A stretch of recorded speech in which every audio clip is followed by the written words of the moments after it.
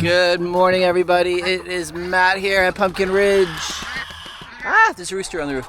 It is Monday morning. It is June 29th, and it is absolutely gorgeous today. Absolutely beautiful. Look around. Look around. The sun is out, not a cloud in the sky. It's about 7:45 in the morning. I've just let everybody out of the coop, fed and watered. And I made a decision this morning because this weekend we have had a lot of rain. It has been really wet, and my little pen where I keep my goslings has turned into a stinky mud pit. And I really don't want to keep them in a stinky mud pit. So I think today's the day I'm going to let them out of their stall and try to see how they're going to do with the rest of the flock. Fingers crossed, people. Things I'm concerned about. The guineas. The guineas attacking them. They've been coming into their own, and they've been a little bit of a bully. Really only to some of the roosters, which I'm fully okay with. So I just don't want them to bother the goslings. My other fear is that the adult geese might feel some sort of way about the goslings. I guess it could go three ways. One, they could totally ignore them and not really be concerned about them. Two, they could be really upset about them and go after them. Or three, they could just like them and want to adopt them. So we're going to find out what happens. So what I'm going to do is I have them in here. Hello, little babies. I haven't let them out of the stall yet. I did feed them. So what I'm going to do is just take the boards off and let them out this way into the yard. Now my other fear is that they may, if they panic, get tangled in the electric netting.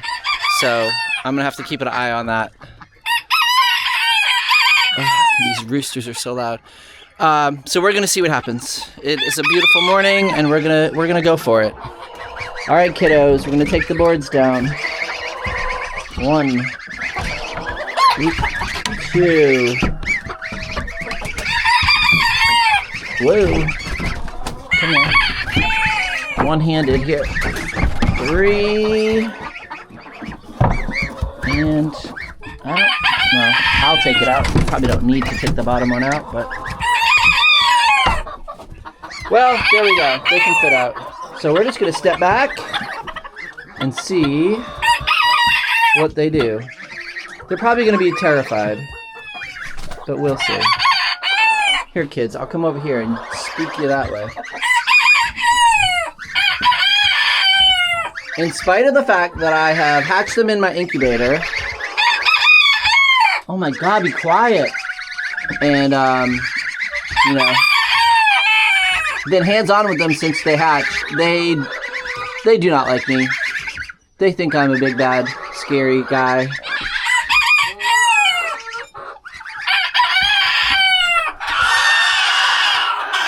Good Lord, people. What? Are you excited? Or... Oh. Come on, little friends. Let's move it. Let's move it that way. There we go. Here we go. Once you get one to go, they will all follow. Come on. You've got freedom. Go. There you go. Right, and let's see what happens. Ho-ho!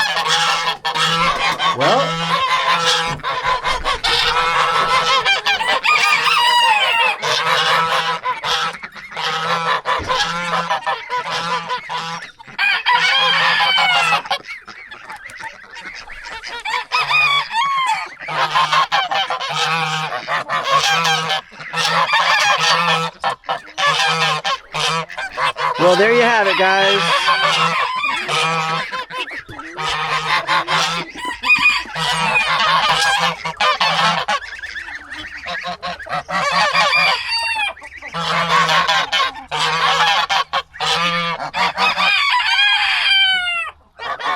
Those are your babies. Those are your actual children.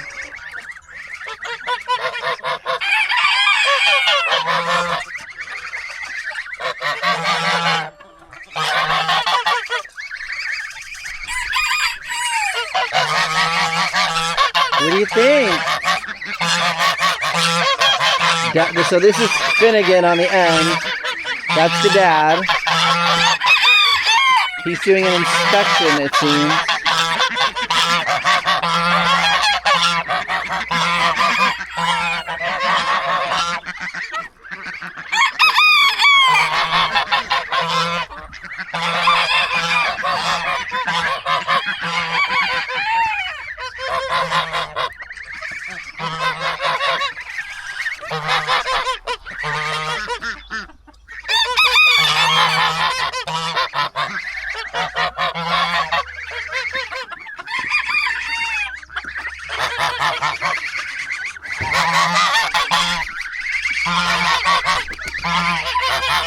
What do you think of your children?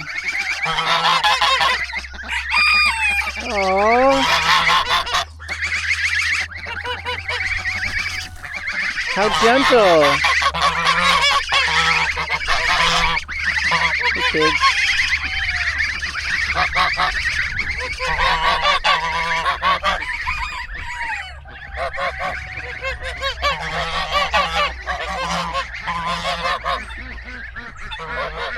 Well, that's pretty good. I think we have a scenario of adoption. They seem very happy. Dad is kind of inspecting them all, but he's being very gentle.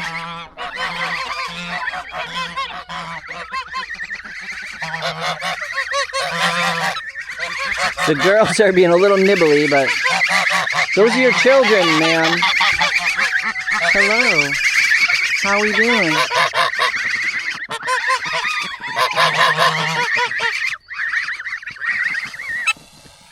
Oh, you're hissing at me. You're being a big daddy. Oh, the guineas are now inspecting. They might not be as friendly.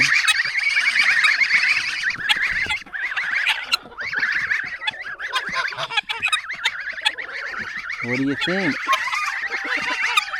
Don't go into the fence. I should turn the fence on just so they know not to touch it.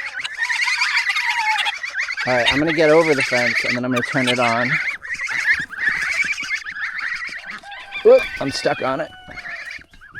We're going to power up this. Oh, I had taken it. Hold on, kids. Alright. We have power.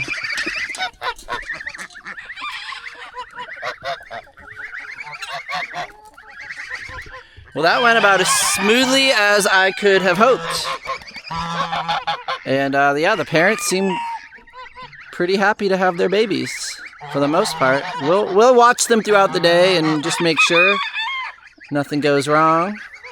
I'll pick them some grass. Eventually I'm going to get them back out free ranging when I'm around, but I'm nervous that the guineas are going to wander too far, so I want to make sure they're very rooted here. Hi, babies! Oh, they want me to give them some snacks here. Hold on, let me get you some grass.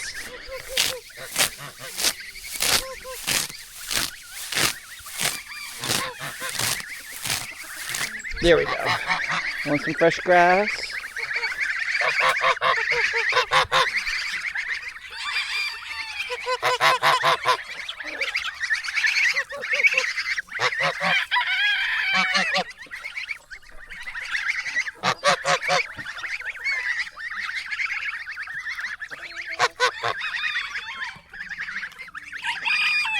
Watch out for the fence things. Well, all right, that's pretty awesome. They have successfully joined their parents.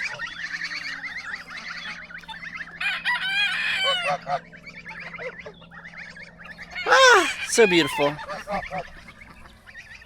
All right, on with the rest of my day.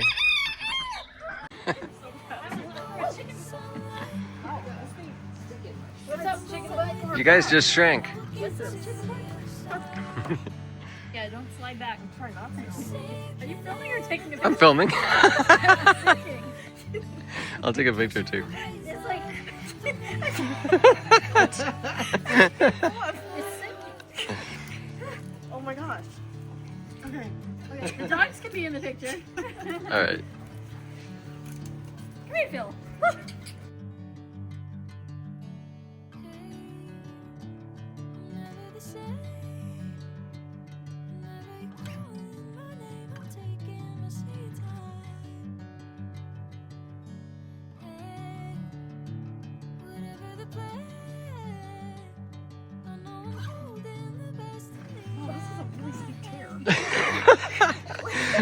Beware of the Eastport America chair.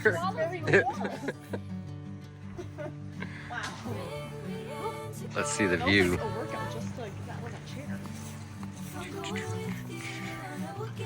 We are without our professional video equipment today.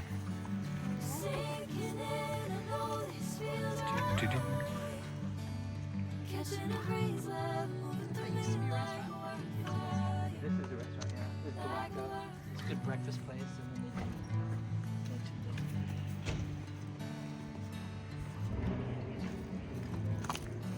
We didn't do any intros or anything. Hello. No one's gonna know who we're here with. Hey everybody. We're in Eastport. We're here with Darren and Matt. Like, comment, and subscribe. That was great. Welcome to Tree Talk. You're a dork. All right, here's the deal. Give me this. Give me this camera. So, we have a lot of trees we gotta plant. Right? Yes, They we are do. all right here. Well, these are some of the trees. So we have my figs. Now the figs, I'm concerned about. I don't know what we're gonna do with them. We'll talk about them later. We have an American redbud, which I have to find a spot for. We have My an beautiful oak that we grew from an acorn. Grew from an acorn. But I'm not worried about that yet. We've got 3 chestnuts left I have to find a spot for. We have hazelnuts we have to find a spot for. We have this service berry we have to find a spot for. And we have these, we have 5 kiwi vines. So I have a plan for the kiwis. We're gonna build a trellis out of cattle panels, probably this week, and set that up and grow these over the trellis. So we'll have a beautiful shaded, probably a couple cattle panels, I would think. Right? Couple caterpillars. Couple caterpillars, couple cattle panels.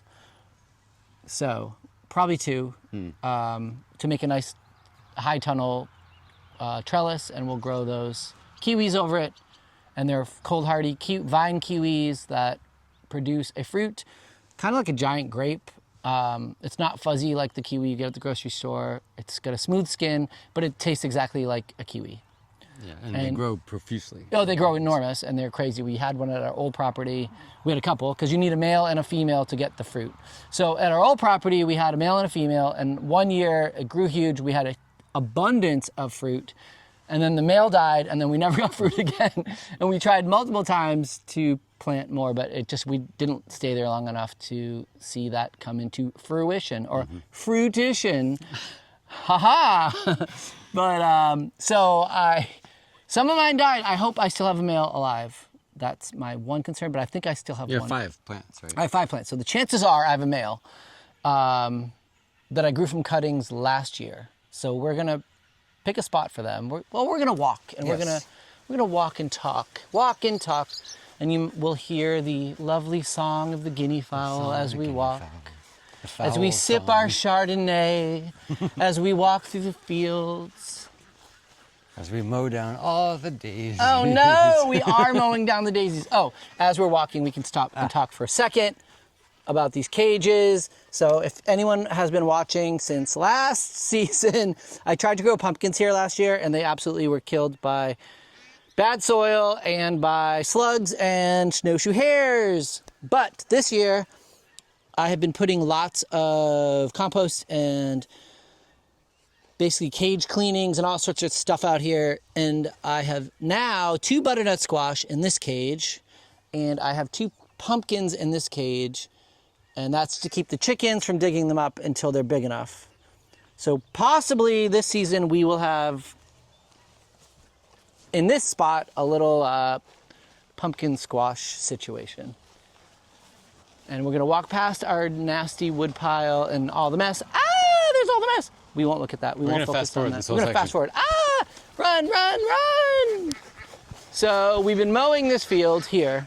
This is the west pasture, and we have never mowed this end of the west pasture. So this year, we meant to do it earlier in the season. Well, we meant to have the pigs do it for us originally. Yeah, originally the pigs were gonna go here, but then we realized it was a little far away from the house, and we just really love those pigs, and we want them close to the house so we can love on them. And hauling the water and the feed out is kind of annoying. So we're mowing this pasture now. Darren started today, this section of it. It's very bumpy terrain. It's very bumpy, and it's got this gully here, this culvert. Oh, we're gonna jump across the culvert. So this spot, Darren, this is what I was thinking. The archway for the kiwi vines, I'm thinking, is gonna go in this area. So we're gonna make another little bridge over the culvert here. So when you come up the road, you cross the little bridge, and then we have a beautiful tunnel. Imagine with me, if you will, a tunnel all shady and lovely with kiwis. Oh, there's the tunnel. Ah! With kiwis hanging down. It'll be lovely. And then that'll come into this area, which eventually I think will be our, This would be crops, right? Pretty much corn. Oh, we had thought wheat, of making this a crop corn garden. potatoes. I might put sheep in here next year for a year.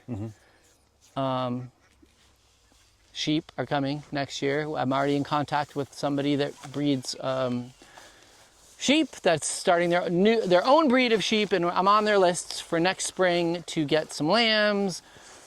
I just have to come up with a appropriate shelter for them and all that kind of stuff. So that will be to come in the future. But yes, I do want sheep, and they're going to be hair sheep, not wool sheep. So we won't be shearing sheep.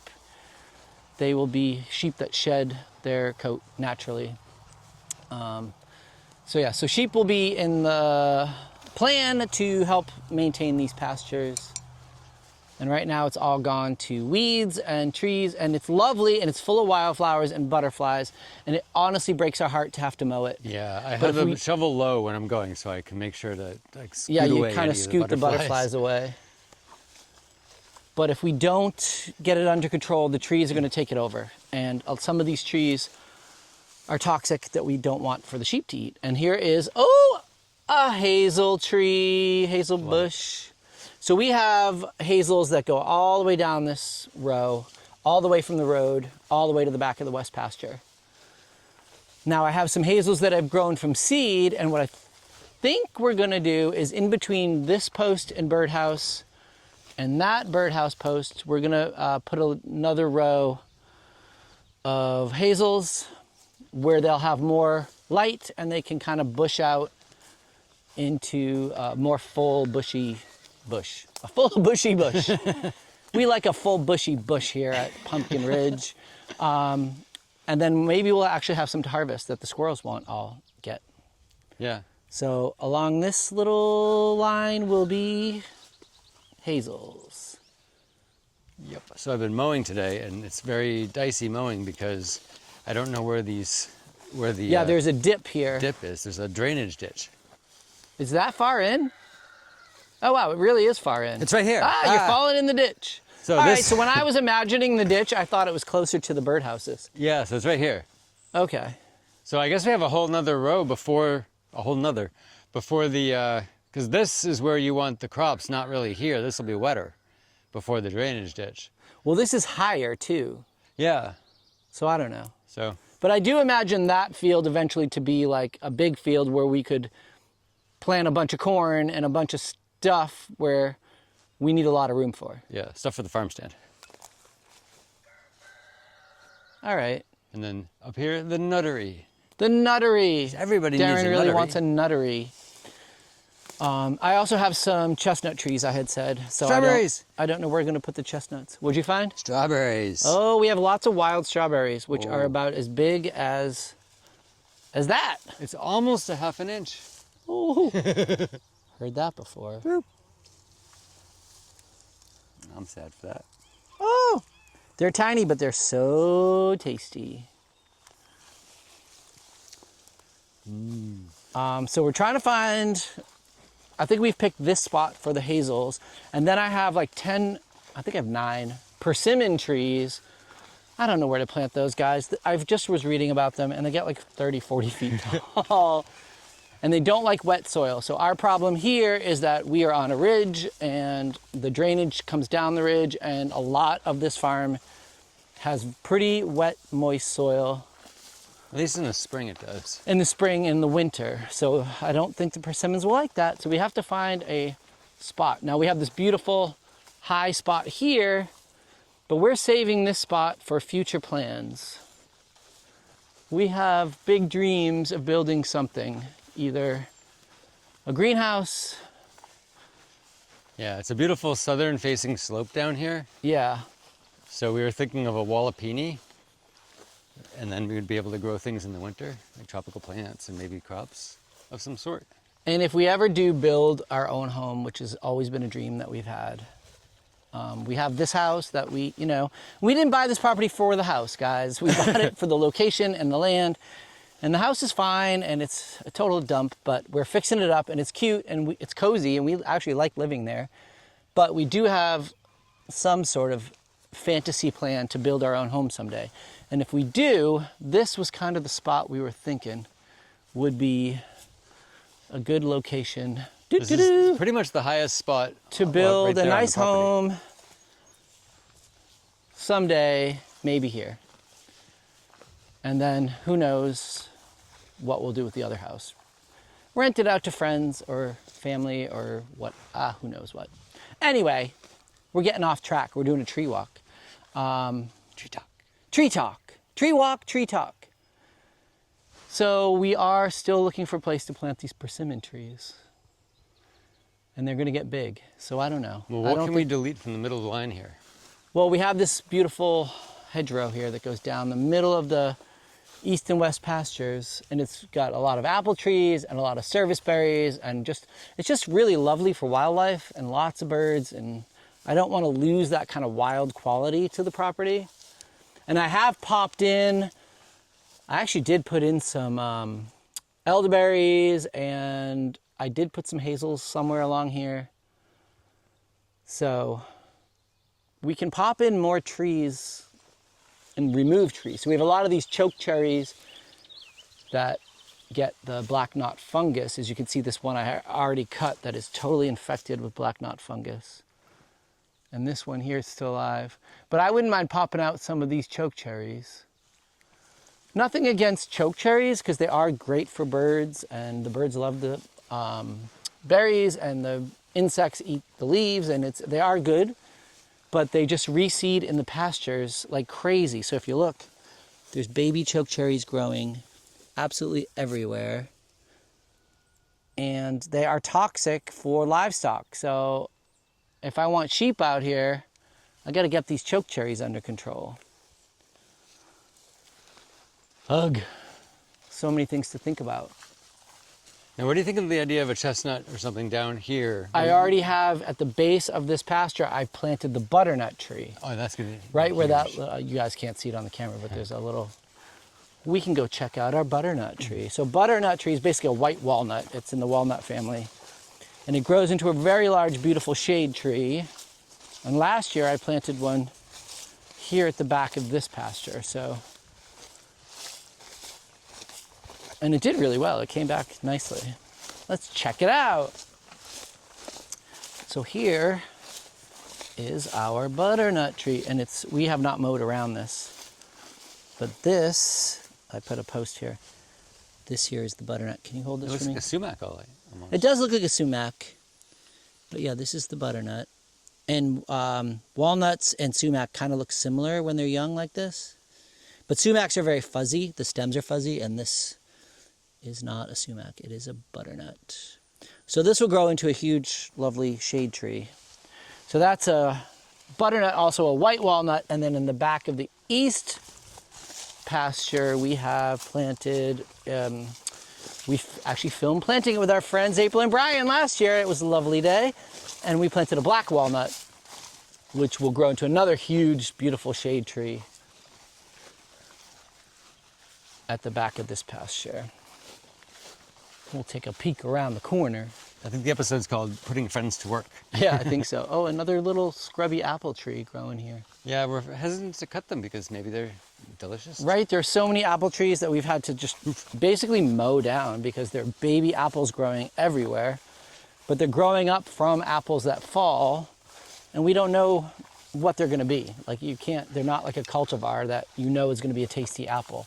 So you could let it grow for 20 years and find out what a beautiful apple it is, or it'll just be like a nothing apple. Now we had an apple that we bought at the grocery store, Gala Crisp or something, Honey Crisp. And I opened it up and I was eating it, and it had a bunch of seeds that were growing inside, like 5, 6 seeds growing. Yeah, so I planted them, and one has survived. So, yeah, and so we have one little squirrel seedling. dug them up and ate them or something. So we have one left. Well, we'll grow that one and see what it does. But so here we are in the east pasture, and if you look around, it's freaking gorgeous. Strawberries. And there's strawberries everywhere. But we've mowed this now twice, because this pasture also was just full of saplings coming up, choke cherries and all sorts of other trees and weeds, and we've been mowing it to get it back to a nice healthy grass pasture. And eventually I will, I think, try to seed the pasture with appropriate pasture grasses. Because who knows? I mean, I have dreams. I've always wanted to have a farm, and I have dreams of livestock and things. And I do want the sheep, and we want a couple goats eventually. And I kind of think maybe in a few years we might venture into some cattle. So I do want to keep these pastures viable. And I also want to keep the forest viable. I don't want to disturb the natural beauty of all this wild, because this goes back a mile into the forest that we own. And we want to manage the forest and not log the forest, basically. Figure out what is best to have Yeah, I want to in be there. very selective in what we're cutting and what we're keeping and all of that. So here is the black walnut we planted last year, which is, can be oh, look at this insect. What is this? That is, oh, it's some kind of large wasp. Ooh, and it's flopping around. What? It's a very clumsy wasp. It's a drunk wasp. Got into my Chardonnay. Yeah, so this is black walnut. Now, black walnuts can be problematic because they put a chemical into the soil that inhibits the growth of other plants. So it can, it'll probably make, it makes a space around its base that other trees don't want to grow, which is fine. And we put it back here at the back of this pasture. Whoop. Basically to have a big, beautiful shade tree that we can come and, a destination tree, I guess. And then you can also use the walnuts, so, and it's good for wildlife. So we're all about the wildlife. We've got this really pretty row of aspens there. And it's just, it's so lovely.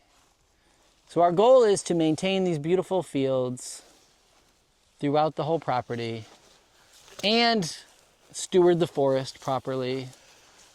No, we're not going to let these grow. These little bunches? We could replace these with a persimmon. I could try to plant some persimmons down here. I kind of like what you did though with the tractor. Do you have these little, we have these little paths behind these little bunches of trees, and I kind of like the vibe. I do want to come in and trim out a little bit of like choke cherries and like this, say this branch is in our way. Yeah. And that kind of stuff. So we can walk through here, but it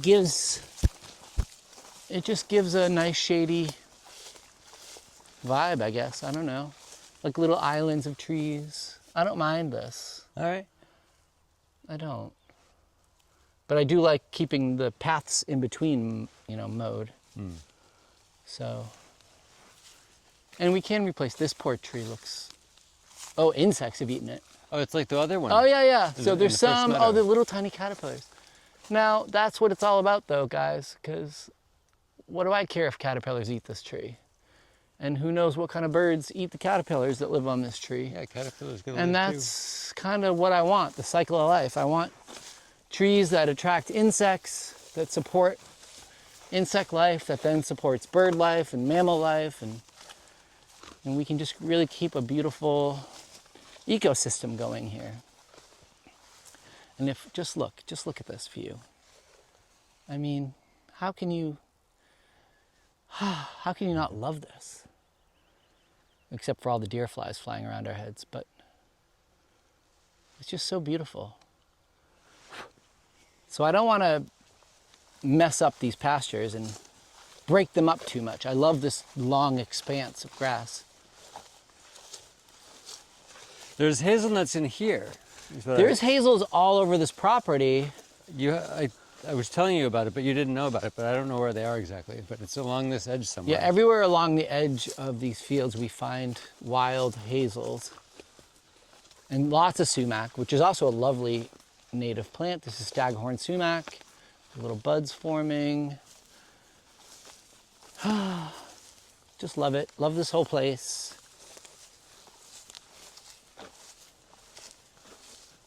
So that's a little bit of our plans for this property, at least this end of the property. We got so much. We got a whole forest behind us. We'll get there.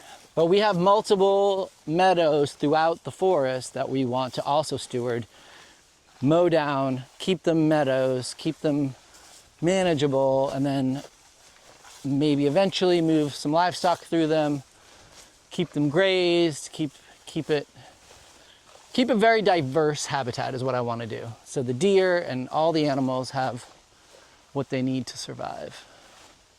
Yeah, and once we get them under control, the different fields and pastures, we don't have to mow them all the time. We want to keep them at some different successions so that we can have the different. Yeah, most of them, I think, like these fields, we're going to mow like at least once a year. Eventually, once we conquer all the trees. And then some of the ones further back, maybe we'll wait a couple years in between. We're not sure. But we've got big plans, lots of plans. But this is the west pasture, and it's smaller than the east, but it is also beautiful. Yeah, so there you have it. That's our tree talk. Tree talk. And then we have these specimen trees, and I don't remember what this one is. I don't know if I knew what this was. I think we did know, and now I don't. It's lost my mind. I've lost my mind. If anyone knows what this tree is, let us know in the comments. But I've cleaned out around the base of some of these beautiful specimen trees. What's that vine on it? I don't know. It's not poison ivy because we do not have poison ivy here. Yeah. It might be. We had a lot of grapes over here, but grape doesn't cling like that. Yeah, it's unusual. It could be strangler fig. Just kidding. If only we lived in the tropics where we had strangler fig. Anyway, I think that's pretty much it. Yep. All right, guys. Thanks for watching another episode, and cheers to everybody. Don't forget to like, subscribe, share, comment, and join us again next time. And sorry we're a little late this week with our video. And we might be late again next time. Who knows? We've had a lot of visitors and stuff. We might have to publish when we can publish. Yeah, it'll happen, but we will keep posting. So we'll see you next time. Bye, everybody. Bye.